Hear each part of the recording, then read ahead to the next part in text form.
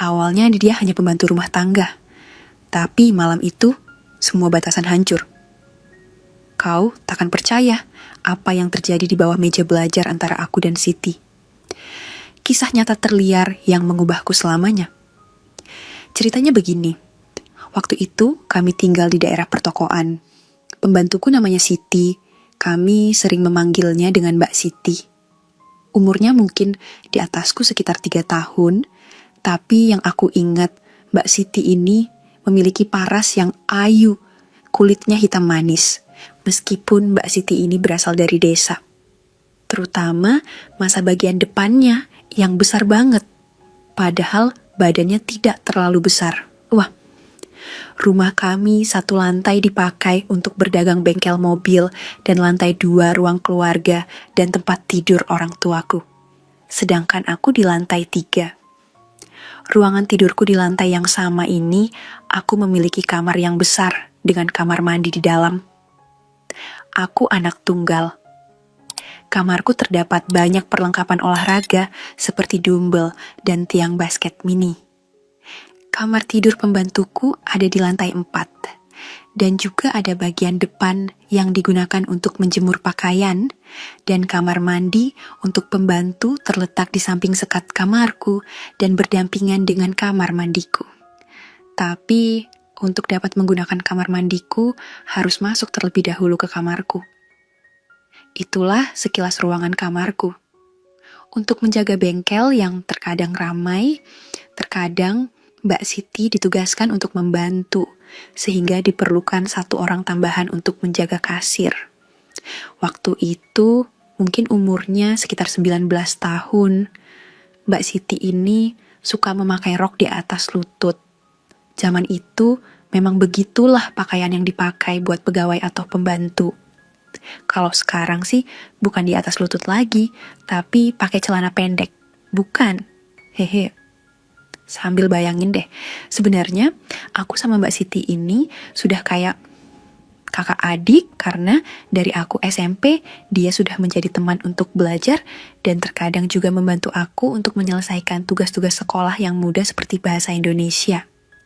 Siang itu, sepulang sekolah, aku bertemu Bima, teman SMP-ku di jalan, karena rumah kami memang tak jauh. Bisa dikatakan kami sering main bersama. Disinilah awal aku mengalami hal yang sangat menyenangkan yang belum pernah aku alami. Andi, sini deh, aku punya buku bacaan menarik, kata Bima yang kemudian mengeluarkan buku yang sudah agak lecek. Kala itu memang zaman ketopnya buku seperti itu. Ini buku apaan kok acak-acakan gini? Tanya aku. Sudah Andi, pokoknya dibaca dulu aja, bagus deh. Ini aku kasih beberapa ya, kamu pinjam dulu nanti balikin lagi, kata Bima, kemudian sambil berlalu. Bima meninggalkan aku, kemudian aku memasukkan buku itu ke dalam tasku dan aku pulang ke rumah. Sesampai aku naik lantai dan langsung naik di tempat tidur, buru-buru aku membuka buku yang diberikan Bima. Kemudian aku membaca sampul depannya, judulnya ada. Pengarangnya juga. Dan cukup terkenal namanya. Kemudian, aku buka halaman per halaman. Tidak biasanya, aku cukup kuat membaca buku sambil cepat-cepat untuk halaman berikutnya. Rasanya, 1 buku cepat sekali aku baca. Di situ, banyak diceritakan tentang hubungan antara teman sekerja dan hubungan dengan tetangga. Sambil membacanya, si kecilku mulai mekar tanpa aku sadari. Kala itu, aku tidak tahu apa artinya. Tapi rasanya enak sekali. Kemudian aku tertidur. Dan sore pukul 5, Mbak Siti mengetok pintu kamarku. Aku terbangun dan kaget. Kemudian buru-buru aku simpan buku tersebut ke kolong kasurku. Kemudian aku buka pintu kamarku. Tapi kali ini aku melihat Mbak Siti dengan pandangan yang sangat berbeda. Mungkin saja ini akibat dari efek aku tadi baca buku yang dikasih oleh Bima. Sambil membuka pintu, aku melihat Mbak Siti seperti gambaran wanita di buku yang tadi aku baca. Rasanya happy banget. Mbak Siti terlihat sedikit kebingungan dan membuyarkan lamunanku dengan menanyakan panggilan buatku. Kok bengong gitu? Kemudian sambil mengucek mata, aku menanyakan, "Kenapa, Mbak?" "Itu sudah sore, cepat mandi sana," katanya. Kemudian aku mengiyakan sambil menanyakan apakah Mbak Siti sudah mandi, karena biasanya Mbak Siti mandi jam 5. Kemudian dia menjawab, "Sudah Andi, baru saja. Ke bawah dulu ya, mau bantuin ayah kamu tutup toko." Kemudian aku lihat Mbak Siti turun ke lantai 1. Kemudian aku melihat ke samping kanan arah kamar mandi pembantu. Di sana ada kamar mandi seukuran 2 kali 2 meter. Kemudian, entah ide dari mana, sambil berjingkat-jingkat aku menghampiri kamar mandi Mbak Siti. Kemudian aku lihat di pintu belakang kamar mandi tersebut terdapat celana dalam yang berwarna putih. Lalu aku ambil dan aku dekatkan hidung. Baunya sangat memikat. Aku sampai menempelkan hidung cukup lama.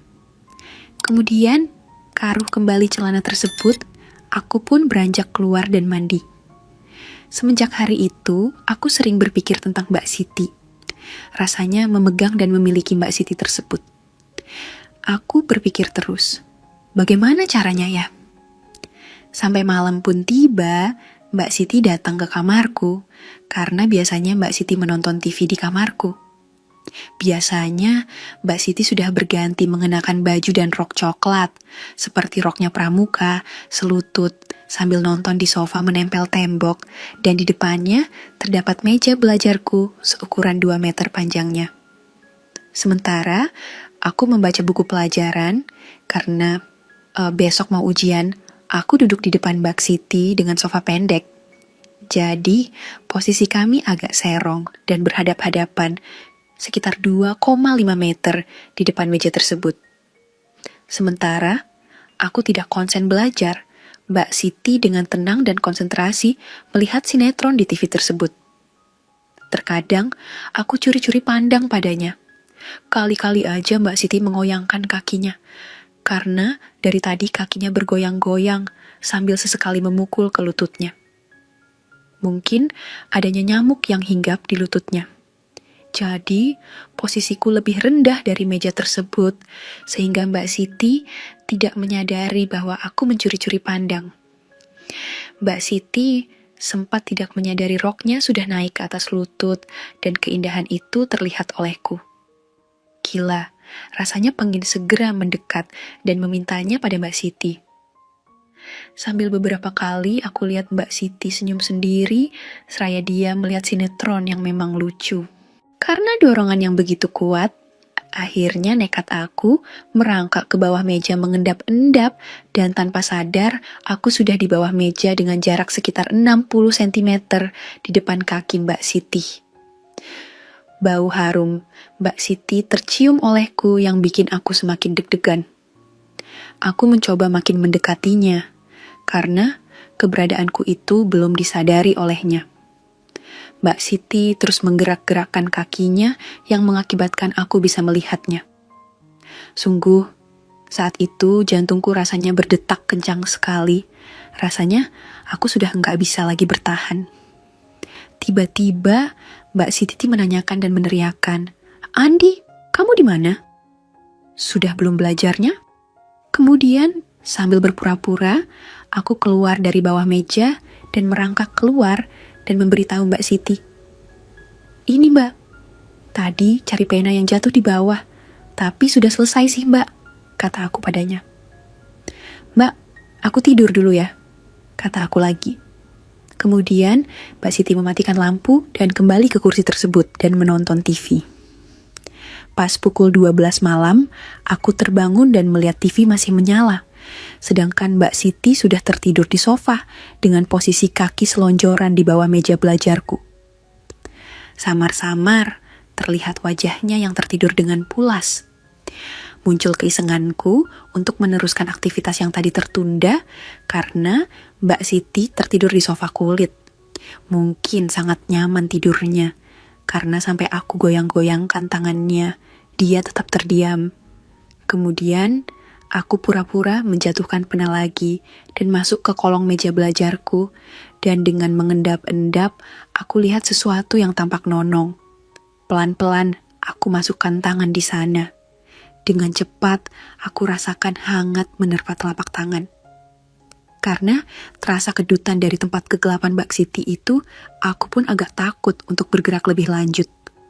Aku diamkan sejenak dan semenit kemudian, aku rasa cukup aman. Aku teruskan bergerilya lagi dan lebih aktif. Saat itu beneran rasanya deg-degan, pemirsa. Kemudian aku bangun dan bilang, "Mbak, bangun Mbak. Mbak tidur di sini sudah malam," kata aku. Kemudian Mbak Siti membalas sambil terlihat mengigau. "Iya Andi, Mbak tidur sini saja ya, ngantuk Mbak, nggak kuat ke atas." Kemudian aku berkata, "Mbak tidur aja dekat Andi," sambil aku angkat Mbak Siti. Kemudian aku rebahkan di kasurku yang memang cukup besar seukuran queen size.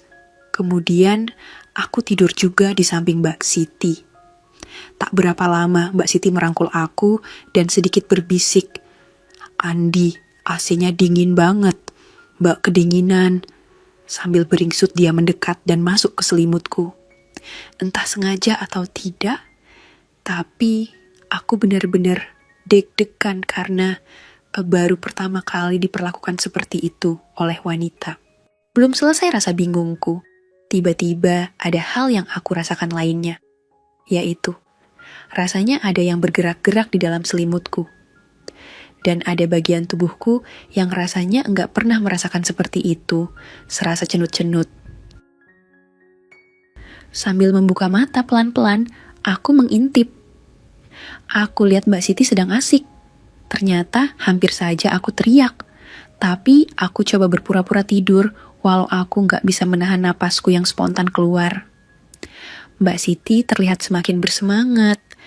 Kemudian Mbak Siti tampak melihat ke arahku. "Andi, kamu kenapa?" Kemudian Mbak Siti semakin mempercepat gerakannya dan tiba-tiba rasanya aku semakin melayang. Pemirsa, seraya aku memegang gulingku yang aku taruh di atas kepala sambil menahan sekuat tenaga. Tapi nggak bisa. Dan akhirnya jebol sudah pertahanan yang sedari tadi dengan sekuat tenaga dan pikiran aku pertahankan. Mbak Siti kemudian dengan cekatan membersihkannya dengan tisu basah yang sudah dia siapkan. Kemudian kami berdua pun tertidur hingga pagi hari. Gila, akhirnya mimpiku jadi kenyataan. Terima kasih Mbak Siti. Itulah akhir dari kisah Andi dan Mbak Siti. Sebuah cerita tentang bagaimana hasrat, perbedaan status, dan godaan mampu menembus batas yang seharusnya dijaga. Pesan moral yang bisa kita petik. Kisah ini mengajarkan kita bahwa godaan bisa datang dari mana saja, bahkan dari lingkungan terdekat, dan bahwa memiliki kekuasaan atau status tinggi tidak menjamin kita imun terhadap kesalahan dan hawa nafsu.